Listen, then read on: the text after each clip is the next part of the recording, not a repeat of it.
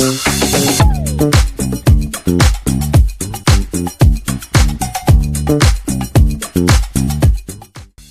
everyone. Welcome back to the Love in Riyadh show. Today is May 24th, and today's episode is an interesting one. Let's first talk about how Riyadh might actually be trying to become less painfully hot in the future. Because honestly, if you've spent even one summer here, you already know this is serious business. So the Royal Commission for Riyadh City just announced a new project called Riyadh Cooling. And yes, it's exactly what it sounds like. The city is officially studying smarter ways to reduce urban heat and make Riyadh more comfortable long term. And this is all part of the bigger Green Riyadh initiative that's already working on adding more greenery and improving the city's environment overall. What's interesting is that this project isn't just about planting trees everywhere.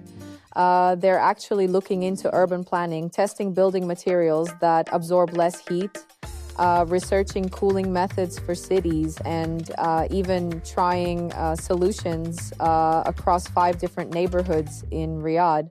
Basically, they're fully studying how the city itself can help reduce temperatures.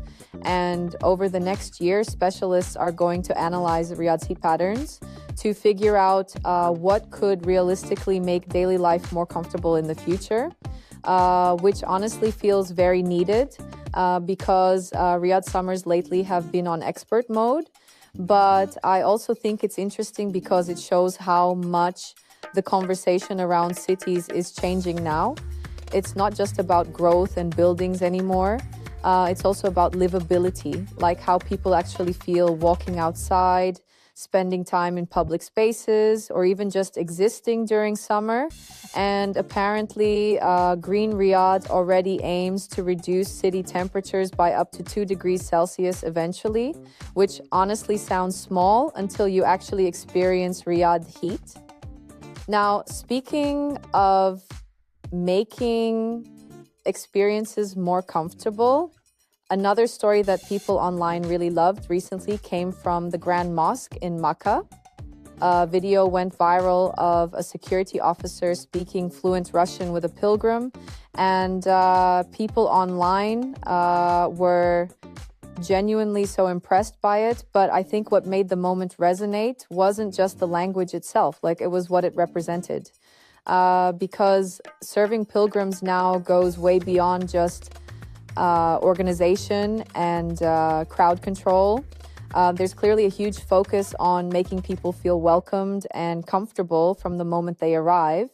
And over the years, more and more security personnel at the Grand Mosque have learned different languages to help visitors from around the world, whether that's English, Urdu, Turkish, Russian, or others. Imagine traveling across the world for Hajj or Umrah, maybe feeling overwhelmed, emotional, or even nervous. And then suddenly hearing someone speak to you in your own language inside one of the holiest places in Islam. That probably changes the entire experience instantly.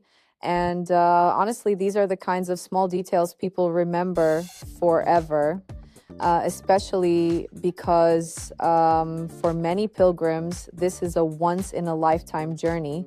So even a simple interaction can make someone feel safe, understood, and genuinely cared for. And I think that's why the video spread so much online.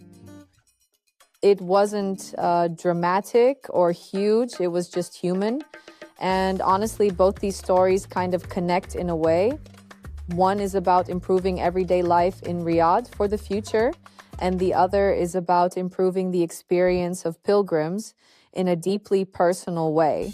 But both are really about comfort, care, and thinking about people first. That's it for today. Thanks for listening, and we'll see you in the next episode.